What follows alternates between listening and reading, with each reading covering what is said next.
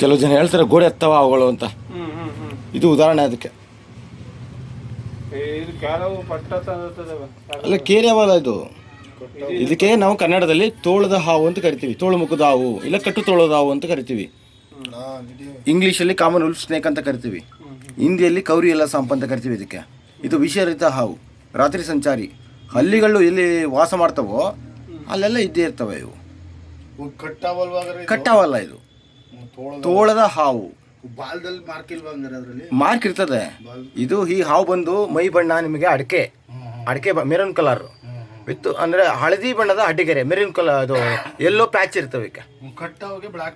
Black white patch but ಇದಕ್ಕೆ maroon with yellow patch.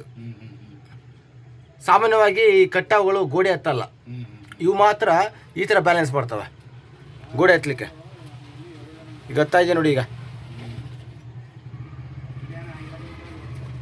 ಇಲ್ಲ sir ಗೋಡೆ ಹತ್ತವ ನಿಜವಾಗ್ಲು ಅಂತ ಕೇಳ್ತಾರಲ್ಲ, ಅದಕ್ಕೆ ಇದು ಉದಾಹರಣೆ. ನೆಲಕ್ಕೂ ಅಲ್ಲಿಗೂ ಎಷ್ಟು ದೂರ ಆಯ್ತು ನೋಡಿ. ಈಗ ಇದು ನೆಲದಿಂದ ಅಷ್ಟು ದೂರ ಆಗ್ತಾಯಿದೆ. ಇದು ಸ್ವಲ್ಪ ರಫ್ ಸಿಕ್ಕದು ಸಾಕು ಹತ್ತವೆ ಇವು. ಅಂದರೆ ಇದ್ರಲ್ಲಿ ವಿಷ ಇರಲ್ಲ, ವಿಷರಹಿತ ಹಾವು ಇದು. ಇದು ಪ್ರತಿ ಮನೇಲಿ ಇರ್ತವೆ, ಅದಕ್ಕೆ ಇದನ್ನು ಮನೆವಾಸಿಗಳು ಅಂತಲೇ ಕರೆಯೋದು ನಾವು. ಈಗ ಪ್ರತಿ ಮನೇಲಿ ಹಳ್ಳಿಗಳಿರ್ತಾವಲ್ಲ, ಪಲ್ಲಿಗಳು, ಅದೇ ಮುಖ್ಯ ಆಹಾರ ಇವಕ್ಕೆ. ಸಣ್ಣ ಪುಟ್ಟ ಪಲ್ಲಿಗಳು ಮತ್ತು ಪಲ್ಲಿ ಮೊಟ್ಟೆಗಳು, ಅದು ಬಿಟ್ಟರೆ ಈ ಇಲಿ ಮರಿಗಳನ್ನ ತಿನ್ನುವಂಥದ್ದು.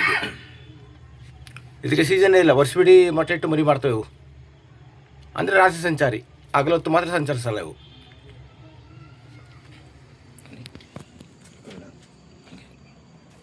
ಎಲ್ಲಿ ಬಟ್ಲದು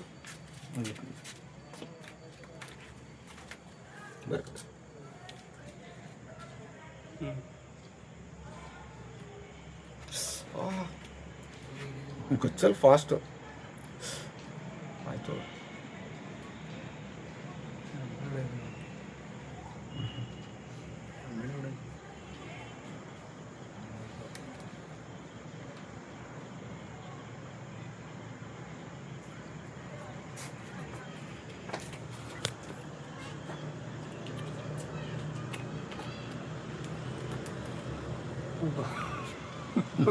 ಮೈ ಜುಮ್ ಅಂತ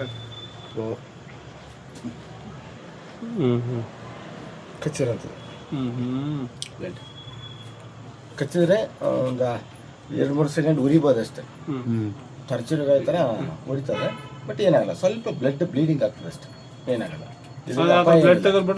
ವಿಷರಹಿತ ಹಾವು ಇದು. ಇಲ್ಲ, ಇದು ನಿಮಗೆ ತೋರಿಸಿದ್ದು ಕಚ್ಚಿದೆ ಇದು ಅಂತ ಅಷ್ಟೇ.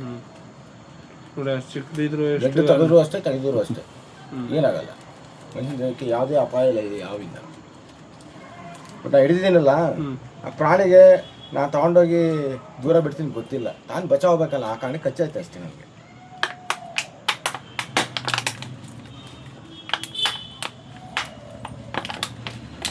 ಇದು ತೂತ ಮಾಡೋದ್ರಿಂದ ಗಾಳಿ ಆಡುತ್ತೆ, ಏನಾಗಲ್ಲ.